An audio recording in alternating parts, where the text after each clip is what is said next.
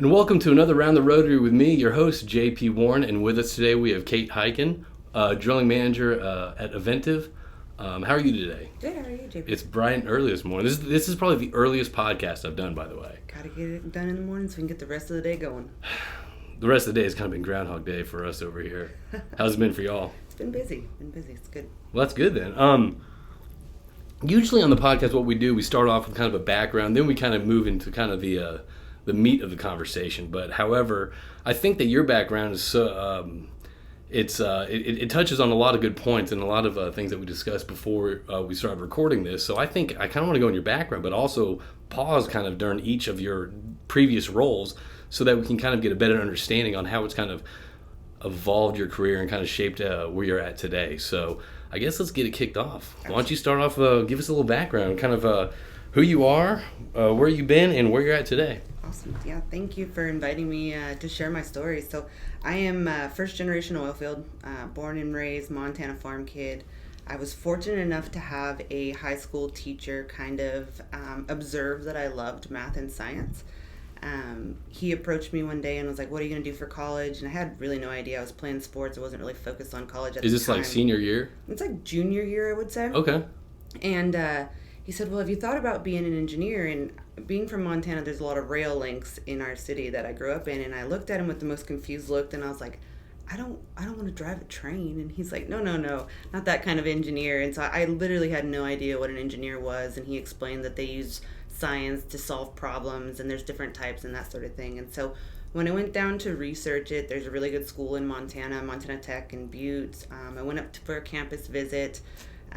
When I looked at their curriculum, there's all kinds of engineering. And for me, I was thinking, okay, let's try for environmental. That seems like it's cohesive with farming and outdoors. And again, I had no idea. But I went up to their service career, like their career services center, and the director at the time talked to me a little bit about it. And she said, well, have you considered petroleum? And I, again, had no idea what that was. She explained how they find hydrocarbons and drill for oil and gas and things like that, different byproducts. You know, she had a great understanding of it. She was actually a petroleum engineer herself. And she said the other thing you need to consider is that it has 100% placement. And for me, you know, that meant having a job out of college, and that was huge. I was paying for school myself, and so having a job and not having a bunch of debt was very important to me. So I was like, well, that seems like probably the way I want to go. So this is your first experience to the oil and gas industry? Yes. Meeting with a kind of a counselor or okay, yep. Interesting. So she said, well, if that's the case, you want to probably be ready when you come in your freshman year, because the intern pool is very competitive, and if you want to get into this, you need to get an internship. And so I'd set out a personal goal for myself to be like locked and loaded, ready to go my freshman year to try to secure a freshman internship. I wanted to make sure that this industry was something that I liked, and the major was something that I wanted to do. Right. I couldn't afford to dilly-dally. I had to get focused. I had to get through. I didn't want to spend more money on another year. Well, dilly-dallying is something that I pride myself in. How come you didn't want to dilly-dally? Is that because you were working through college, paying your own way, so you were like, I want to get into the workforce? It was strictly spending money on my college education. I didn't want to do 6 years because I couldn't make a decision in my first 2. So it was like I needed to get in and out. Yeah, I don't know who would do that. Anyway, go on. So anyways, went into my freshman year, again, highly competitive, trying to get internships at that time. I was fortunate enough to land an internship with Anadarko, and I worked out of their Ozona office. And that in itself was such an experience. They had a lot of rigs running. The field office was phenomenal. The people were great. It was just a great introduction to the industry. And after that, I was like, this is it. I want to do this. This is incredible. I had some really great personal experiences where we were down by Acumen, went down across the border to Corona Club, just did all kinds of things. As a 19-year-old kid from Montana, I was hooked. Like, there was just so many different experiences that involved I could travel the world with the oil and gas industry. Like, it hooked me. I was done. And what a good group of people. I remember when Anadarko was out of the Woodlands, and the original, I guess, Anadarko, well, not the original, I'm not, whatever, but you know what I mean, but it was such a good group of people. It was fun, it was young, it was smart, they were smart. Yes. It had a very good culture, yes. I felt like. And that's got to be such a cool experience for you, coming out and getting your internship with probably, the creme de la creme of operators at Yes, the time. I was very proud of that, and you nailed it. The engineers that were mentoring me were phenomenal. And as a freshman, you don't know anything, right? And so they even took the time to explain things to me. And like I said, I could not have had a better introduction to the industry. It set the stage for me, and I knew this was where I wanted to be and what I wanted to do. So what'd you do that your first internship in the oil and gas industry? Painted lines on parking lots. No, Okay. I'm just kidding. I rode around with our superintendent of the area, and got to see rigs, got to see different production and artificial lift types. Just kind of had the big picture of here's a rig, here's where we start, then we move to this part, then we do this part, now we turn it online, and then the engineers would come in and say, here's some of the problems we have to solve, here's your project, which, to be honest, I can't remember what my project was, but I'm sure it was good. So yeah, it was great, and it was a great opportunity, and Anadarko is a phenomenal organization. Absolutely. So that was freshman internship. Yeah. Okay, and then let's keep going. Yeah, so I went back to school, and Newfield approached me, and I worked for Newfield my next 2 summers. One was in Elk City as a production foreman, kind of a pumper, drove around, optimized plunger lift, gas lift, things like that.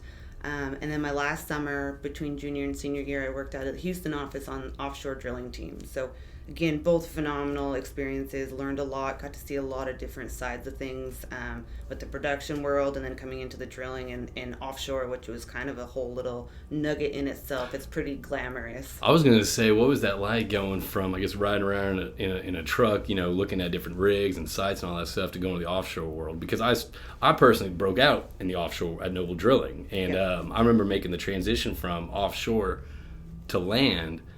And I think I discussed this before. I mean, it's a different level. Oh, absolutely. It's a completely different level. And for me, when you take a helicopter to location, it's like I get to ride a helicopter today. Like, it was just really neat experience. The caliber of people offshore is incredible to be around. Right. You have pharmacists who are your drillers, because college educated people all around, which doesn't make or break you, but it was just a different perspective than what I was used to on some of the other environments that I was in. But all in all, it's, I remember people trying to pull fast ones on me, the man basket from the boat. Oh, yes. They were telling me all these things, and I'm like, don't worry, I did my research and looked it up. You're not going to make me look like a fool, so watch out, it might drop in the water. Yeah. Those old jokes of the new people coming on the rig. Yeah. So again, both great experiences. And then after that, Newfield had offered me a full-time job, so I went back my senior year already having a full-time job secured, which was great. Yeah. Graduated and moved down to Houston and started with Newfield after that. Okay, so you were out of the Greens Point office. Okay, all right. The original OGs of Greens Point, yeah. So I started with Newfield in the drilling team, and when I look back at it, I remember one of my first weeks there. We sat around the table and talked about how many years of experience, and I was surrounded by 300 years of experience on the drilling team, which if you think about now, it's almost unfathomable. Between how many people is that? Probably 10. Wow. So it was a lot of experience. It really set the stage for my career. It laid a sturdy foundation of just what to do, how to do it, how to manage your business, the mentorship that was there. A lot of them had kids my age, so they kind of adopted me as just someone they were trying to help be successful. I can't thank that group enough for setting me and my career up for success. So did you choose, after college, did you choose Newfield to go into drilling, or was that just one of the things that they approached you with and say, hey, look, we got this position in drilling versus completions? I mean, did you want to go into drilling, or did you see other areas of concentration that you'd rather go into? Production, completions, whatever. After my summer in offshore drilling, that was where I gravitated to. Okay. I'm highly competitive. I'm very direct. I'm intense. I love solving problems, instant gratification, things like that. So it all kind of fit and aligned. It was also where it was the same team that I worked with before, so it was an easy transition for me. I knew them. I knew I was going to fit in with the group. It was going to be a good fit for both sides. Right. So it was just an easy transition, and the position was available, so I jumped all over it. So fresh in Houston, fresh at Newfield in drilling. And so tell me about this experience in drilling, and kind of how long you were in drilling, and where you went, I guess where your career went after that. Absolutely. So started offshore. I worked at 2 1-in-1, so I worked 2 weeks in the field, a week off, and a week in the office. I worked mainly shelf. Great experience, again, just understanding the big picture of what is drilling and offshore. after that, about the February before Macondo happened, I took a position in our land team. So I started working on our Eagleford. I worked as a company man for the Eagleford for about a year. So you were offshore drilling engineer for how long before you went to 2.5 years working rigs. Yep, and then went to land, worked rigs again for another year, and then after that transitioned to an office role where I was responsible for rigs in North Dakota. So what? It's a tough question because you obviously get experience from both positions, but which did you enjoy going on Eagleford versus offshore, or what? Did you miss aspects of offshore, or what? So I preferred land just because it was faster. Okay, you can do a hitch offshore and all you're doing is drilling. Right. And with land, it's like you get to see everything. You're running pipe, you're cementing, you're drilling out, all of that. So I actually liked the land just because it was like wash, rinse, repeat. Quicker. Yeah, the assembly line. I got to see more. I got to put more together. There'd be times offshore that I'd have 6 months and I just kind of saw the same thing. I never got to see him run pipe and things like that. So I enjoyed the transition to land just to help me put the rest of the pieces together more quickly. But both great experiences, just different pace. Right, exactly. Yeah. So worked land in North Dakota for a little bit, and then about my 5-year mark, I came to a fork in my career where a mentor of the 300 years experience kind of had approached me and he said, "Remember when you started what you told me?" And kind of forgot at the time and played dumb, and I said, "No, what are you talking about?" And he said, "You said you wanted to be a petroleum engineer, not just a drilling engineer, that you had this thirst to know all of the pieces." And he was right, but I was at a point in my career where I was comfortable and I was confident and I felt like I was in my element. I had just gotten there. You knew what you were doing, you were good at what you were doing, and you knew what to expect every day. Yeah. So it was comfortable for you. Yes. Right. And you just start to feel accretive to the organization. Before it was like all I was doing was learning, and now I'm actually adding value. Contributing. Yeah. Correct. And so it took me a few months to kind of wrap my head around it and think about it. And when I did some self-reflection, he was absolutely right. I could stay in drilling forever. I loved it. It was something that I was passionate about, I was good at. But I did want to learn more and understand bigger pictures. So I took a position in the completions team, and I actually started working in the North Dakota completions group. Okay. So I was working in the completions group that I was just drilling for. Did you have any exposure to the completion side? I'm not sure. You don't have to speak to it, but were you familiar with the completion? I guess all the operations involved on that side of it, or were you just? Not really. I had my run-ins with the completions group as a drilling group, which is one of probably my big aha moments. But for the most part, I didn't really have an understanding of what they did. Okay. And so when I started in this, the first kind of aha moment that I'm referring to is, on the drilling side, I was always frustrated because I'd have run-ins with the completions guys because they kept trying to come into location while we were moving off location. And it was just very, frustrating for me. Why do you guys keep coming in? I kept making the analogy, it's like an elevator. Like, let us get out and you come in. Otherwise, we're elbowing each other and getting each other's way. And so... Figure it out. Yeah. Let us out. You come in. It's a lot more efficient. Well... Flipped the script and I'm on the completion side, and little did I know that we have a frac spread breathing down our neck, and if we don't get on location and start pumping, we're paying standby. I had no idea on the drilling side. I had no idea the implications of me meeting them with resistance, what that meant for them. And so from that point on, I've kind of changed my approach in my career of anytime I ask people something or I'm needing them to do something, I always try to tell them why and help them understand the implications for our team, for them, what it would mean for me, what it meant, and those kinds of things. And I think it just helped me communicate to different groups a lot better by having that experience of this is why we do this. This is why it's such an urgency for this team. So, well, that's. I want to continue, but I think that's an important point that you brought up, and I think that's important for people that are listening as well. It's whatever role you take, just because you've been doing it. This is how we've been doing it for 300 years. It's there's probably a better way to do it, and there's probably a better way to communicate. And the fact that you took, you're wondering why without, knowing why the completions, was, breathing down your neck to get on location. Instead, you took the chance to communicate.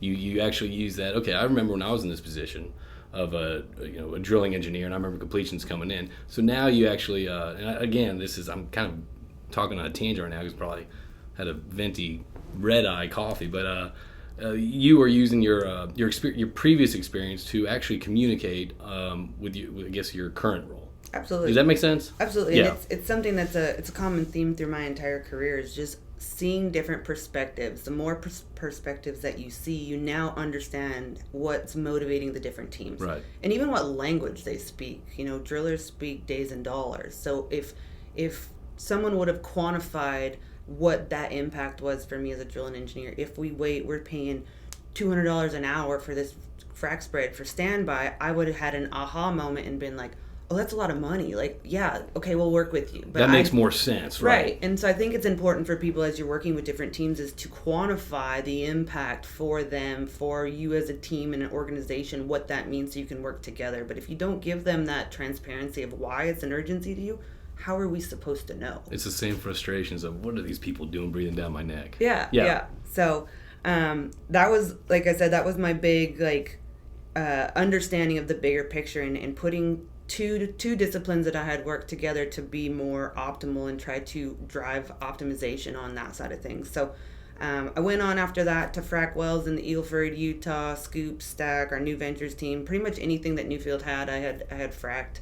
And while doing so, I started working with the Reservoir team and understanding how our frac jobs were impacting the productivity of wells. Now, how did you start working with the Reservoir team? So we worked hand in hand to try to understand performance. And so what did you do on the completion side, and what was different from this well to this well, and what do we think's happening, and this is how it impacted the performance side and the production side. Can we solve this problem? These wells are all the really good wells. Is there a common theme on the completion side? So it was kind of a brainstorming piece of it. That's pretty exciting, though. It was really fun. It's exciting to try to solve problems and work with other teams and bring their perspectives in. So that piece was awesome, and it opened my eyes to the reservoir world and the business side of things and the strategy, and that was a language I wasn't fluent in. Right. You know, I could speak ops, I was fluent in ops, but the reservoir and the business side, I had no idea the languages they were talking about, and it's a bigger language than just reservoir. It's what CEOs talk about, it's what analysts talk about, it's investors, all of that. So I really wanted to understand that language and that side of the business so that I could just see the bigger picture. So there was an opportunity to go into the reservoir side. I went and started working our Stack assets. While I was there... How long were you in completions? 4 years. 4 years. Yep. So 5 years in drilling, 4 years in completions. You were kind of working with Reservoir, the team, a little bit, just kind of speaking the same language, but now you switched to Reservoir. Yep. Okay. So I jumped into Reservoir, wanted to learn that side. Worked our Stack assets. While I was working Reservoir, that is when Encana/Ovintiv bought Newfield. And so that was really neat to be a part of as well, and have a new company come in and see their perspectives, right? I'd worked for Newfield for almost 10 years, and then this new company comes in and they look at things differently, and they're thinking about strategy differently than what we did. And so that was a neat place to be during that transition, just to understand a whole nother level, right? So during that transition, usually when change happens, people hate change, right? It's you were comfortable before, now you're doing something new. You know Newfield's culture for 9 years, and now suddenly you have Encana's outside company coming in and acquired or merged, whatever it was. How was that towards you when you, I guess, got in Reservoir? Was that kind of you taking on a new role in Reservoir, and now suddenly you have this new culture, this new company coming in? I mean, how was that for you, I guess, taking on two changing environments at one? Well, and just to add another level of change, I had just had my first child. So it was like there was all kinds of change in my life. So it was kind of the normal for me. Right. I was in this turbulent portion of my life, so I just kind of hung on and rode the waves, right? So for me, I think change comes, and we can't control change. It's always going to come. Right. And so I just tried to make sure that I was taking the pieces that I could learn from, staying positive while I went through the transition, and realize that there's things to learn from change. I have like the mindset, if you're not uncomfortable, you're not learning, you're not growing, and if you're not growing, you're going to die on the vine. So I just took it as an opportunity to learn and to kind of transition through that.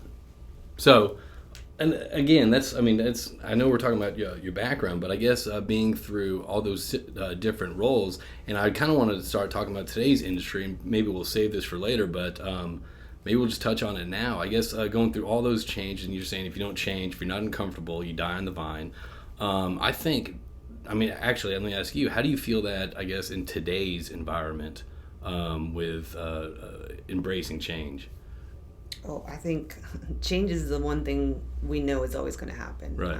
I think the more you lean into the change and realize that it's an evolution of what you're doing, or the industry, or the place that you are in life, you just got to roll with it. It's like a wave. You cannot fight a wave. Mother Nature and the wave's always going to win. You just can't. It's bigger than you. So I think understanding that and knowing that the change is coming for a reason, or it's either to push you into a new silver lining of what's going on, but it's all about your attitude and how you attack it. You know, you can be upset about change, but again, you can't control it. So I try to focus on things that I can control and how to get through that stuff, and it's keep your head up and keep going. And so it's a mindset. Absolutely, it's a mindset shift. Yeah, and it's a time, especially like with our industry and how it's going right now. It's a time to self-reflect and figure out what you want. Like this is a fork, right? Anytime you have a lot of change, it's usually a fork. You can go with it or you can fight it. But taking that time to self-reflect and look at what you want in your career, in your life, what makes you happy, what makes you excited to come to work. You know, maybe it's a career change, whatever it may be. You have to take that opportunity that you're being presented, even though you're uncomfortable, and utilize that to its maximum. Even if you don't want it. Absolutely. Even if you don't want that that change you don't want is actually the change you need. And that's kind of, I completely agree with that. And a lot of times what I've seen, and maybe you can chime in on this as well, usually when I'm in an organization, let's say a big change happens, whether it's a merger or an acquisition or it's a new role or something like that, I always find the people that are hesitant towards change and actually try to fight or sabotage that change are always the ones that either get, lack of a better term, beaten in submission, or they get washed out. Yeah. And you really too have to take that mindset of whether it's your current role or maybe people are out there maybe looking at the oil industry right now and saying, look, I've done this for 15, 20 years. I'm tired of chasing rigs. And whether that changes leaving the industry also or finding a new opportunity in a different skill set or discipline in the industry. Absolutely. I think anytime there's a change, it's a lot of energy, mental, physical, to fight that change. And you're more than likely not going to win. You're just going to leave and go somewhere else. And that's in anything, you know, if you're not happy in the position or the environment that you're in, it's your responsibility to get happy and be happy. And I think happiness comes with balance. So you have to balance that all together. But ultimately, you can fight change all you want, but it's never really productive. You kind of have to roll with it, feel it out, try to engage it and see if you like it. And if it's not the right fit for you, then you know and you can go somewhere else. But swimming upstream is never easy to do. And that's the thing, you're right. It is energy. I mean, you have a certain amount of energy during a day. And if change comes and you're very hesitant or you want to fight that, I mean, might as well refocus your energy on thinking, okay, well, this is coming. I'm looking at this. Okay, so how do I thrive? How do I survive? Not only survive, but thrive with this change when it hits, when this wave hits. Absolutely. Versus fight against it. Absolutely. So you did Reservoir engineer for how long? I did that for about 2 years. Okay. Looked at full field development, tried to pull from my ops experience to help look at how to develop fields and things like that, avoid frac bashing, all those little things. And then did the reserves piece of things where you report kind of what your asset is to the SEC, and that's, again, a whole nother layer of our industry, an intricate part of our industry. It was a good experience to see that side of things, not necessarily something that I was passionate about, but learned a ton. And then after that, about 2 years in, there was an opportunity to come back into operations, and that's where I'm currently at, where I took a role as the drilling manager for our Oklahoma, Utah, North Dakota assets. Okay. So is this your first manager role? Yep. Okay. Yep. Congratulations. Thank you. So you have experience in drilling, completions, reservoir. Now, obviously, it's tough to say what's your favorite role, but I guess what was the most challenging role that you experienced, and what did you learn from it? That's a great question. It is a great question. It's one. I think they're all so different that it's hard to say. It's like your kids, right? You can't say which one is your favorite kid, but ultimately you learn such different things in each one of them. Like which you save in a fire. Right. Yeah, which one. All of them. Right, exactly. That's the right answer. That's the right answer.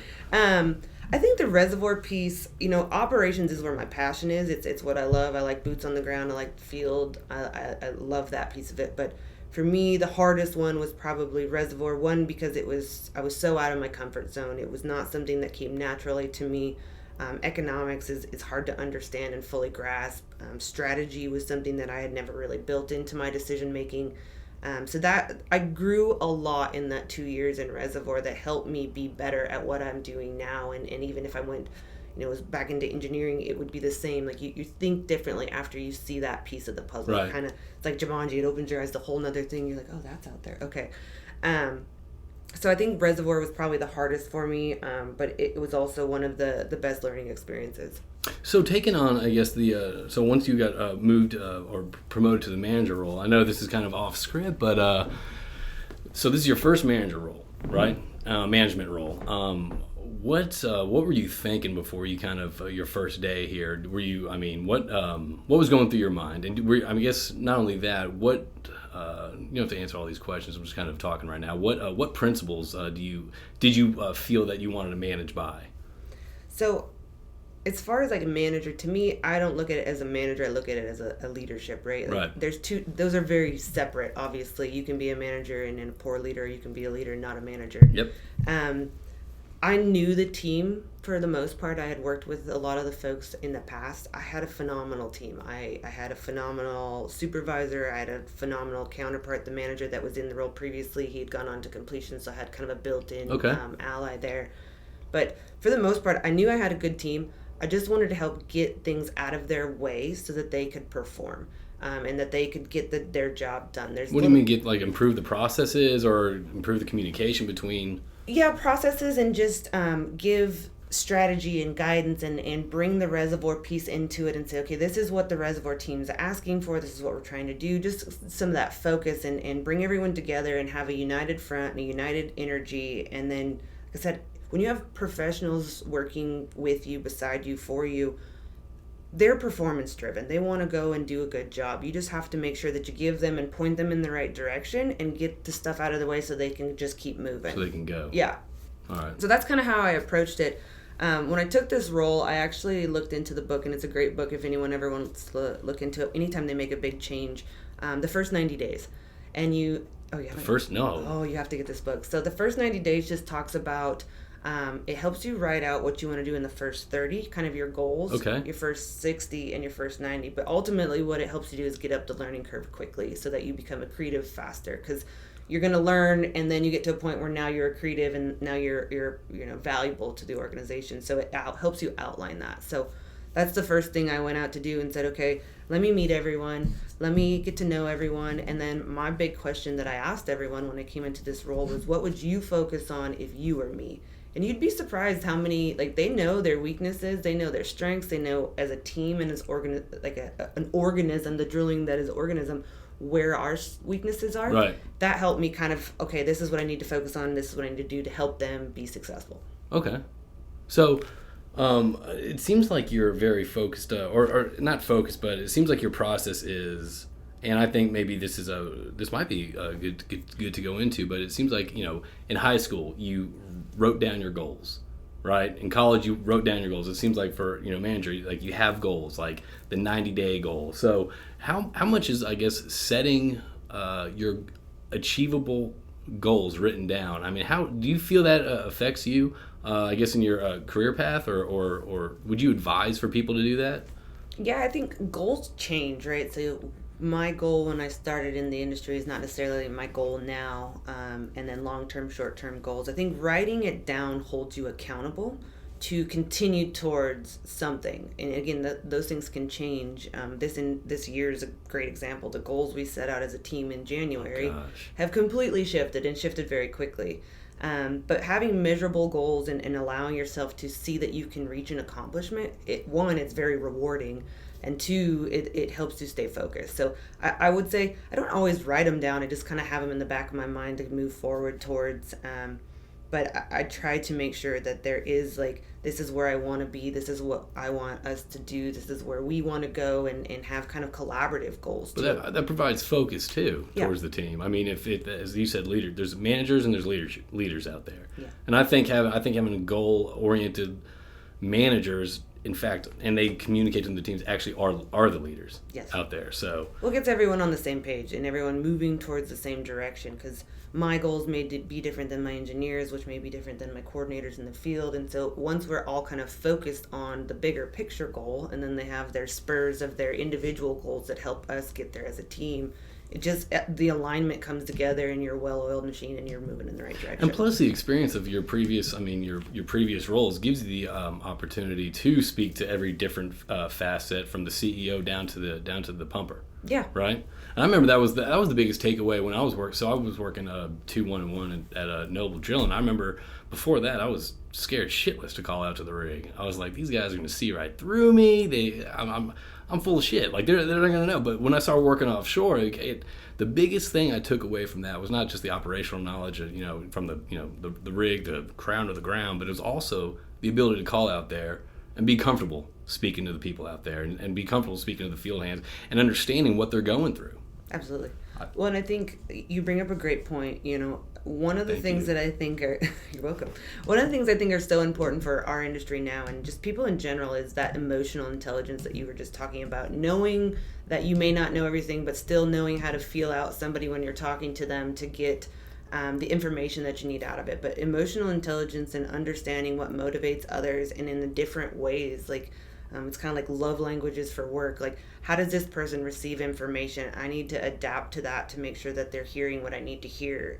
I think leaders in general, and it doesn't have to have the title to be a leader, but that influence without authority, and that just that communication style, and being able to pivot your type of communication to get what you need from the other people that you're communicating with to ensure success for that project. That's huge, and that's something that anyone and everyone can continue to strengthen that skill set. It's the soft skills that we don't talk about a lot, but it's really important. I think soft skills is probably one of the most important things out there. I agree. I was talking to my dad. He was retired now, but he was over at PwC, and he's like, look, I always like talking to people that are 3.0s, because they had the skills, they had the communication skills.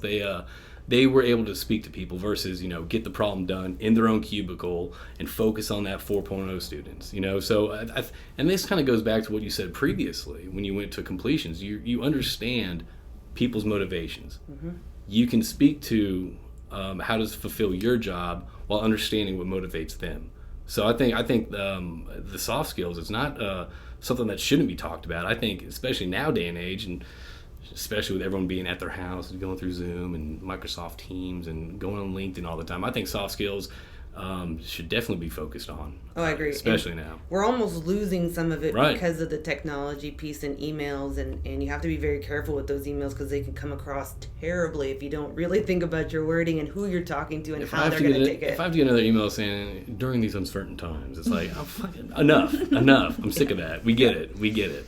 Well, I would challenge everyone right now, like, it's so easy to send an email and get on Zoom, but you should really pick up the phone and call people and talk to people. One, to check on them, but you can hear that in their voice, and they're a little bit, more open when they're talking on the phone, but you just get a lot more accomplished, I think, right now if you're calling people rather than emailing or texting. So how did this, the current industry, shift your goals? And you don't have to get into it, a company specific, but did you really kind of think, oh, this is an oh shit moment, our industry's about to change? Did you kind of go back and kind of shift your thought process and your goals on, what to communicate, how to communicate to the team, to keep everyone comfortable?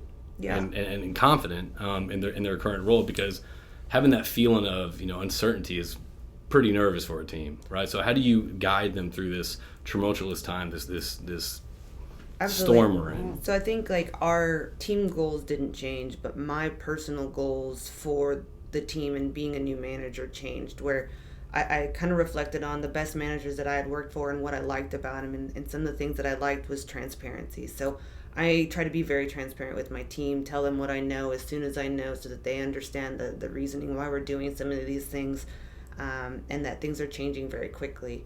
But for the most part, I think when you're transparent, when you're honest with them, when you don't know and you say that, and we can't control this, let's just keep pushing forward, and we'll deal with that when it comes. But right now we're going to stay focused, keep delivering what we can deliver, stay accretive where we need to stay accretive, and just get through the storm. Yeah. That's super important. I would call each person kind of individually and allow them to ask me questions if they had them. I would ask a lot of questions to different people so I could kind of gather information from my team and disseminate it down. Right. But for the most part, I think it's just transparency. None of us know what's going to happen. None of us know how. You could not have guessed that this year was going to turn out like this. So just being honest about it and saying, look, it is what it is. Let's keep moving forward. Like one step in front of the next, we will get through this storm. There will be light at the end of the tunnel. Just keep moving forward. Once you stop, if you get stagnant, you get lost. Right. So one step in front of the other and just keep going. And that's what Jason Churchill, a previous guest on here, said. He said, look, the number one thing I'm concerned about is communication, being transparent. Just as you said, if I don't know the answer, I'm going to say I don't know. Mm-hmm. But at least I'm going to tell you that and not leave you kind of in the fog where you're kind of uncertain. You have to give direction right now because everyone, like, because of so much uncertainty, people don't know what to do, where to focus, where to go. Right. So you have to be even more calculated on that. Okay, lots of noise everywhere. Personal life, professional life, even some of the everywhere. Outside stuff, it's everywhere, yes. right? And so you have to be able to say, okay, this is a little piece we can control. This is where we're going to focus. This is what we're going to do. Execute, execute, execute. The rest we'll figure out. And I think that helps us just stay focused and kind of gives us a light in the storm of something to focus our energies on versus the negative stuff we could be focusing on. And you know what? Talk about, that stuff. I was talking to my father-in-law yesterday who was just retired from L-Log, and we were talking about all the noise, everything around it's so loud, and it's on, LinkedIn, it's on Facebook, it's on Instagram, it's on the news, and it's one of those things, it's kind of like, you gotta unplug from the noise. You have to take a step back from what it seems like the world collapsing. It seems like the world is split up, burning to the ground pretty much, a dumpster fire, and just kind of control what you can. Absolutely. And I think we probably have all gone down our rabbit holes the last 6 months just because we've had a little bit more time to go down those rabbit holes, some deeper than others. Exactly. But I do think you just have to disconnect and continue to find your true north and what makes you happy, your family happy, those things that bring joy. You have to grab onto that right now. The world is spinning out of control. We don't have any control over it. Even if we think we do, we don't. Right. Focus on the things that are important to you, whether that's worship, whether that's family time, whether that's writing, singing, whatever it is, whatever makes you happy. A creative outlet or something. Yeah, you just have to focus on that. Even at work, some folks have a really a challenging time at work right now because there's uncertainty there and it's noise. Just find those pieces where you can be creative to the organization with what you're doing and just be able to focus on something that's positive in your life. Have an outlet. And I think we've seen a lot of people during this, since March, kind of get into new, whether it's hobbies. Tyler Schultz, who's previously on the podcast, he got into woodworking. Yep. And he's looking at, he wants me to plug this, the Walmart greeting. He's been working on that. But he's poured himself into woodworking. And I've seen a lot of people, I guess, kind of, whether it's on LinkedIn or Facebook, it's kind of do new avenues of hobbies, and they actually, some of them turn into their new profession, and it's exciting to see. I think it's exciting to see the creative, positive outlets that people are doing these days. Oh, I agree, and I think it's a time to self-reflect. I'm all about self-discovery and looking inward and trying to find who I am, what makes me tick, but this is a great time, especially early on in this current situation of just taking in what's important to you, what is your true north, what makes you happy, because when you're right. happy, you're productive, kind of thing, whether it's in life, in your marriage, in work, doesn't matter, but happiness is really critical, and we're the keepers of our own fate. So find what that is. It may be new from what it was a year ago, but be adaptable, shift, and just find that new true center for yourself.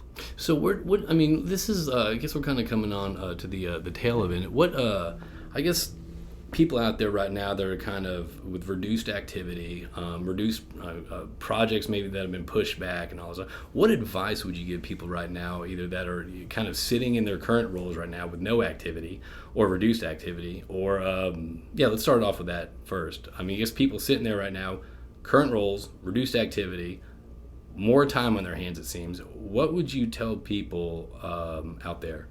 I think you have an opportunity to grow. You're not necessarily moving in the direction that you're used to and what you're comfortable with, but say you're an ops engineer. Take time now to maybe take an economics class, or dig into, if you're publicly traded, dig into your investor calls and your earnings calls and all that, and understand that language and take that opportunity to kind of dig into that while you have time, because if you get picked back up and start going, you're not going to have that right. time to invest in that. So I would say try to learn something that's relevant to what you do to make you more marketable. I think that's very important. There's getting through data is really big right now, and I think our industry is kind of pushing through this technology evolution.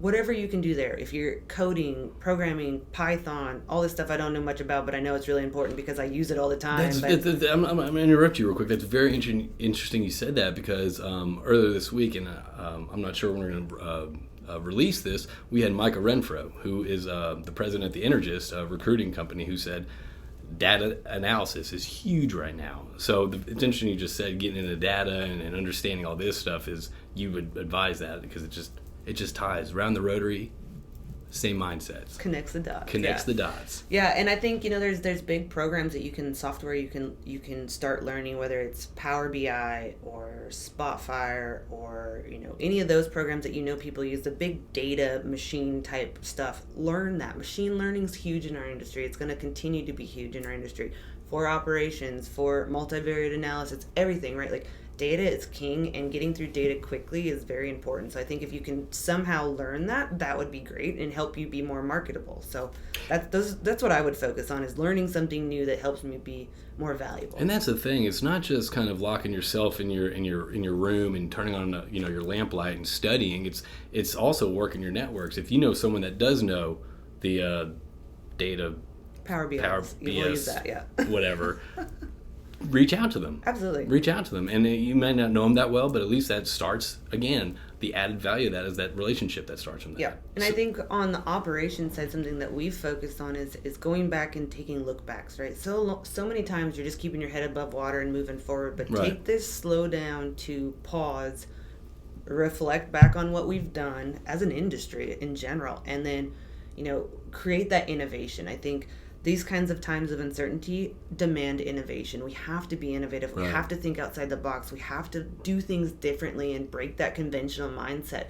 Looking at the data allows us to do some of that. So I think that's a really cool thing you can do right now while you're not as busy, is doing those look backs, getting ready for when you ramp back up, if you ramp back up, just putting together tools that helps you get through some of that faster. All those pieces, while we have this slowdown, take that as an opportunity to be better. And that also builds, should the unfortunate circumstance happen where you are in the market looking for your next role, it again builds your resume. Yeah. Yeah. So where do you see, I guess, at the end of this industry we're in right now, this wonderful times, this exciting times we're in right now, which every day seems like Groundhog Day, where do you kind of see it evolving? Where do you see the dust settling, and what grand changes do you see to our industry? Yeah, so as far as it's speculation, right? Like what prices and things are going to go with there. And if I knew that, I'd be sitting on an island drinking an umbrella drink, swimming in the money that I make, knowing the future, which I'm not. I'm sitting here drinking your coffee. So I try to focus on things that you can control, which we already talked about, being more valuable for yourself. But I do think you're going to see some consolidation. We're already starting to see it. Our industry is going through this huge metamorphosis and changing into something new. The data push and the technology push is coming. You're seeing companies merge together. You're seeing consolidations. You're seeing some folks go out of business. So it's going to look very different when we're done with all this. I think it contracts quite a bit, and we're in a hard reset, I think. Right. But I also think that we're going to be stronger after we get through this. We're going to make better business decisions moving forward. We're going to think about things a little bit differently and assess our risk differently after we go through this. So there's always a silver lining in these. Sometimes it's hard to see that when you're in the midst of the storm, but I do see us being stronger once we get through this. Stronger, smarter, and smaller. Yeah. It seems okay. What advice would you give to, I guess, people that are that don't have a guaranteed job, that are maybe graduating colleges or something like that, graduating university with a PE degree right now? What advice would you give to people out there right now, I guess, kind of about to take the plunge into the oil and gas industry, or that are maybe looking for their next role? Yeah, I think one of the things I share with people is if this uncertainty and these kind of ups and downs, you don't thrive in that environment, or it's really not something you like, you may consider changing where you want to go, because I think our industry, this is our reality. This is something that's going to probably continue to happen for us for a while until we kind of level out. So come into it for the right reasons, be passionate, and know that this industry is hard. Like, even when it is boom or bust, this is it's hard. Still a grind. Oh, it's so hard, and it's stressful, and it's high pressure, and it's not for the faint of heart. And so you really have to love it to stay in it and to be successful, because it's challenging. It strains on your family life, your work-life balance. you have to make really hard decisions all the time. So just be aware of that as you come in. But this industry is awesome too. Absolutely.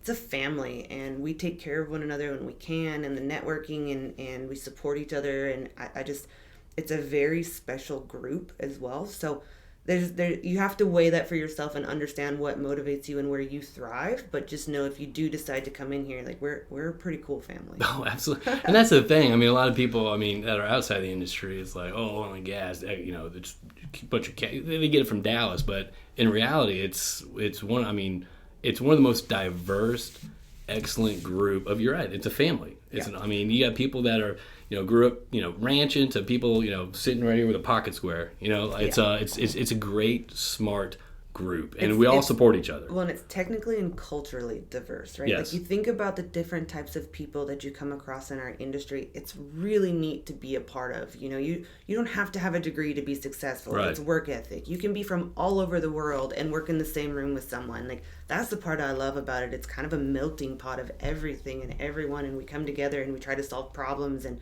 make our projects profitable for our organizations. And that piece, to me, I get to see different perspectives and different, I understand people better outside of work because of the people I work with. Yeah, even the different cultures. Mm-hmm. It's not just, people growing up in Houston. It's Montana, Connecticut, Saudi Arabia. It's wherever it is. All over the world. Exactly. All over the world. Exactly. So I guess let's kind of wrap this up. Where's your next camping trip, I guess? You just bought, you and your family just bought a little...